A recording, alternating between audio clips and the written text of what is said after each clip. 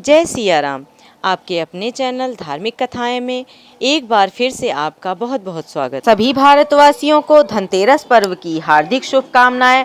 माँ लक्ष्मी की कृपा दृष्टि सभी भक्तों पर यूं ही बनी रहे। सबके जीवन में ढेर सारी खुशियां ये धनतेरस लेकर आए और धन धान्य से सभी के घर भर जाएं।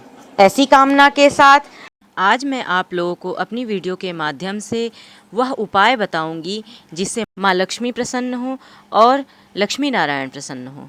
आज की अपनी इस वीडियो के माध्यम से मैं आप लोगों को धनतेरस पर माता लक्ष्मी, भगवान धन्वंतरी, भगवान कुबेर और भगवान गणेश की समस्त पूजन विधि बताऊंगी और साथ ही धनतेरस के दिन यम का दीपक किस प्रकार जलाना चाहिए यह भी बताऊंगी। धनतेरस के दिन क्या वस्तु खरीद के लाना चाहिए यह बताऊंगी और साथ ही धनतेरस के दिन धन प्राप्ति के लिए क्या उपाय करने चाहिए इस बात का भी वर्णन करूंगी। धनतेरस की समस्त जानकारी आप लोगों को मेरी इस वीडियो के माध्यम से अवश्य ही हो जाएगी। तो वीडियो पसंद आए तो कृपया लाइक करें और मेरे चैनल को सब्सक्राइब करें और साथ ही बेल आइकन को भी प्रेस कर दें ताकि मेरी वीडियोस के नोटिफिकेशन आप सभी को मिलते रहें। और इस वीडियो को ज़्यादा से ज़्यादा शेयर करें ताकि सभी को धनतेरस पर क्या करना चाहिए, किस प्रकार पूजन करना चाहिए, इस बात की संपूर्ण जानकारी प्राप्त हो सके। धनतेरस अर्थात धन त्रयोदशी कार्तिक कृष्ण त्रयोदशी को मनाया जाता है। 5 दिवसीय दीप पर्व का आरंभ धनतेरस से ही होता है। जैसा कि मैंने अपने पहले की वीडियो में बताया कि इस वर्ष 2022 में धनतेरस 22 अक्टूबर को मनाया जाएगा। धनतेरस देव वैद्य भगवान धन्वंतरी का जन्मदिन है। आदिकाल में दैत्यों तथा देवों द्वारा अमृत पाने के उद्देश्य से समुद्र मंथन किया गया था। अमृत कलश लेकर भगवान धन्वंतरी कार्तिक कृष्ण त्रयोदशी को ही समुद्र में से प्रकट हुए थे, इसलिए इसे धन्वंतरी जयंती के रूप में भी मनाया जाता है। आयुर्वेद के देवता भगवान धन्वंतरी का पूजन वैद्यगण विधि पूर्वक करते हैं। आरोग्यता प्राप्ति हेतु धनतेरस को प्रातःकाल तेल लगाकर स्नान करना चाहिए। देव वैद्य धन्वंतरी की कृपा से शारीरिक तथा मानसिक आरोग्यता प्राप्त होती है। मनुष्य के लिए धन जितना आवश्यक है उससे कहीं ज़्यादा आवश्यक निरोगी काया है। धन विपुल मात्रा में हो और तन कमजोर हो और धन के उपभोग के योग्य न हो तो धन का होना न होना एक ही समान है। भगवान धन्वंतरी हाथ में स्वर्ण कलश लेकर प्रकट हुए थे, अतः इस दिन स्वर्ण खरीदना शुभ होता है। स्वर्ण न खरीद सकें तो तांबा, चांदी, पीतल आदि धातुओं से बने बर्तन क्रय करना चाहिए। लोहा आदि के बर्तन धनतेरस के दिन नहीं खरीदना चाहिए।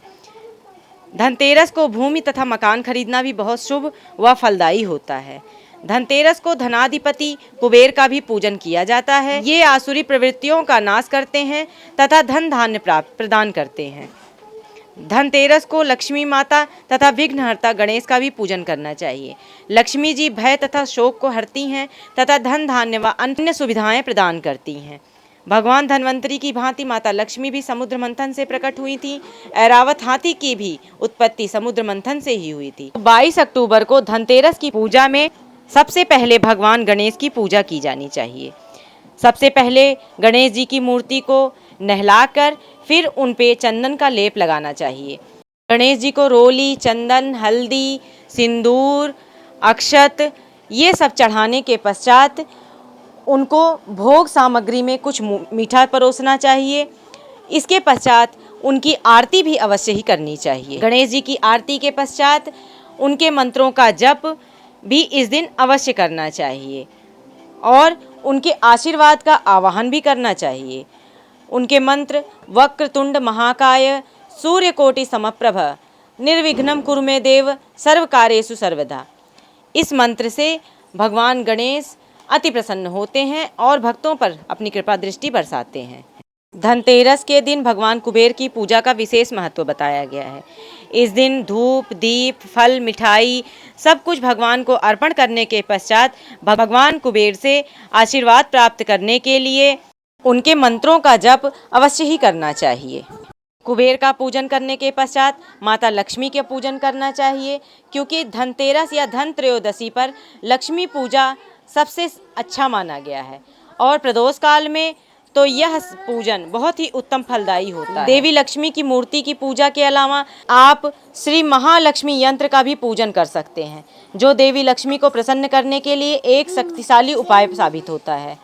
माता लक्ष्मी का पूजन करने के लिए सर्वप्रथम जिस स्थान पर पूजन करना हो वहाँ अच्छे से साफ सुथरा करके वहाँ एक लकड़ी की चौकी रखें और चौकी के ऊपर यदि हो सके गोबर आपको मिल जाए तो उस गोबर से लेपन करें।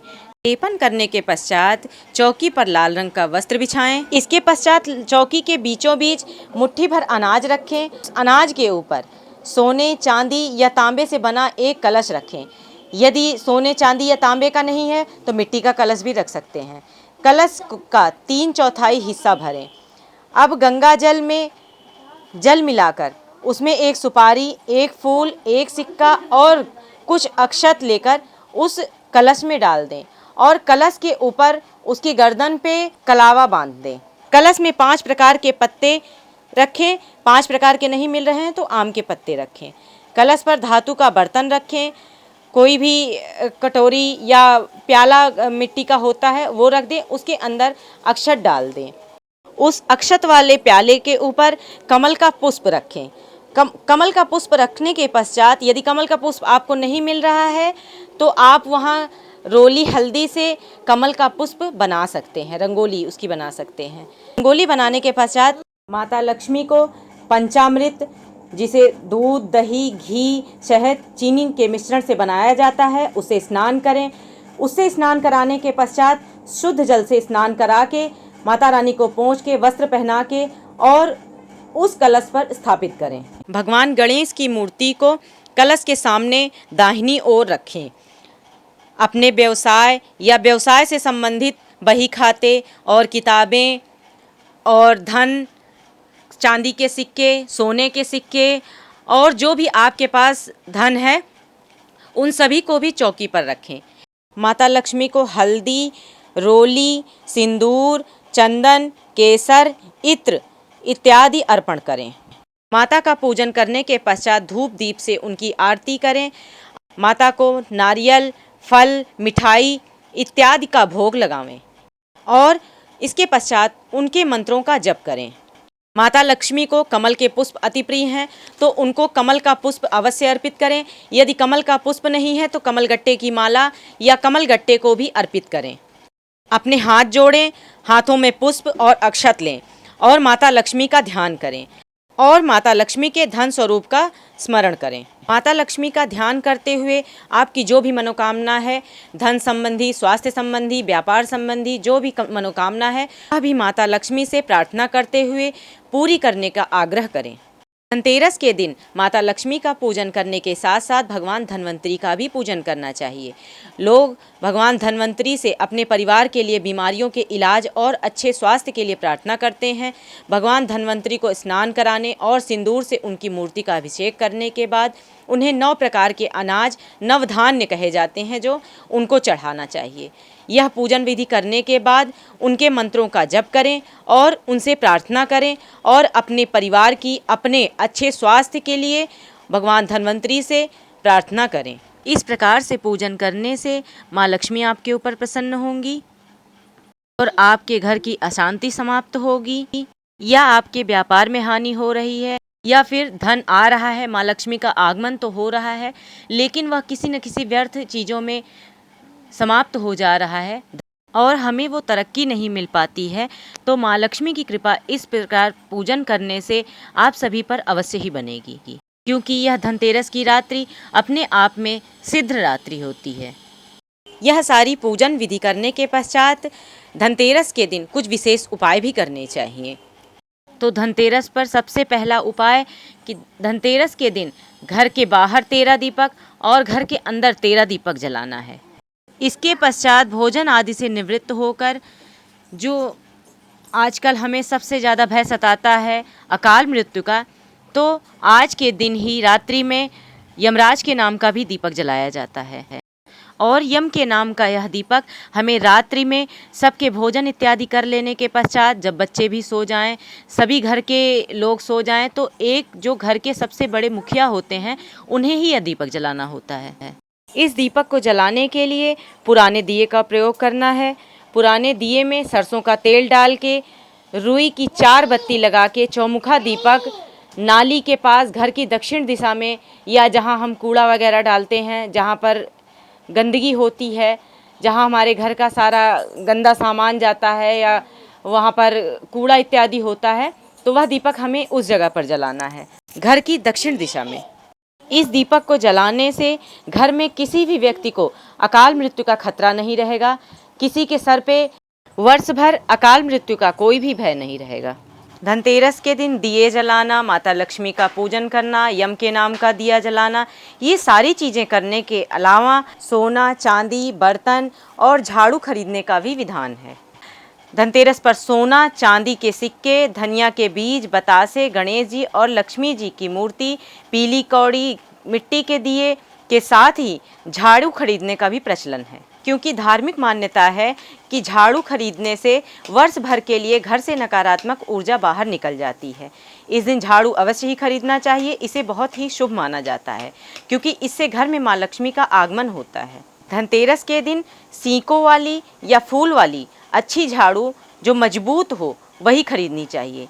ऐसी झाड़ू खरीदें जो हाथों से बनाई गई हो, और झाड़ू खरीदते समय ध्यान रखें कि वो पतली या मुरझाई सी ना हो, उसकी तिल्लियाँ अच्छी होनी चाहिए और वह जितनी ज़्यादा घनी होगी उतना अच्छा होगा। धनतेरस के दिन विषम संख्या जैसे 3, 5 या 7 झाड़ू खरीदें, और इसी झाड़ू से दीपावली के दिन मंदिर की साफ सफाई भी करना शुभ माना जाता है। शुभ मुहूर्त में झाड़ू की पूजा माता लक्ष्मी की तरह हल्दी, कुमकुम और अक्षत लगाकर करें। उस पर सफ़ेद रंग का धागा बांधें, जिससे माँ लक्ष्मी आपके घर में बनी रहें। धनतेरस पर बहुत से लोग बर्तनों की खरीदारी भी करते हैं। धनतेरस पर खरीदे गए बर्तनों को अमृत कलश के समान माना जाता है, इसलिए बर्तनों को घर में खाली लेकर नहीं आना चाहिए। धनतेरस के दिन स्टील या प्लास्टिक के बर्तन खरीदने से बचना चाहिए, क्योंकि स्टील को लोहे और कार्बन के मिश्रण से बनाया जाता है, इसलिए यह एक अशुद्ध धातु है जिसे धनतेरस पर घर लाने से बचना चाहिए। इसकी जगह आपको पीतल या किसी शुद्ध धातु से बने बर्तन ही खरीदने चाहिए। खरीदे गए बर्तन में आप गंगा जल भर कर ले आएँ, क्योंकि सनातन धर्म में गंगा जल का विशेष महत्व बताया गया है, क्योंकि गंगा जल सृष्टि के पंच तत्वों में से एक है और इसे देवता के रूप में स्वीकार किया गया है। इसके साथ ही आप बर्तनों में अक्षत भी डालकर ला सकते हैं, क्योंकि मंदिरों में पूजा हो या कोई धार्मिक अनुष्ठान, अक्षत के बिना कोई भी शुभ कार्य संपन्न नहीं किया जाता। अक्षत के अलावा यदि धनतेरस के दिन बर्तन में आप 7 प्रकार के अनाज ले आएं, तो ये और भी शुभ माना जाता है। आप जौ, सफ़ेद तिल, धान, गेहूं, काला चना, मूंग या मसूर की दाल भी लेकर आ सकते हैं। ये अनाज देवी देवताओं को भी चढ़ाए जाते हैं और साथ ही घर में समृद्धि का प्रतीक भी होते हैं। आशा करती हूँ आप लोगों को मेरी यह वीडियो अवश्य ही पसंद आई होगी। ऐसी ही जानकारी भरी वीडियो देखने के लिए कृपया मेरे चैनल को सब्सक्राइब करें और बेल आइकन को भी प्रेस कर दें, ताकि मेरी वीडियोज़ के नोटिफिकेशन आप सभी को मिलते रहें। धन्यवाद।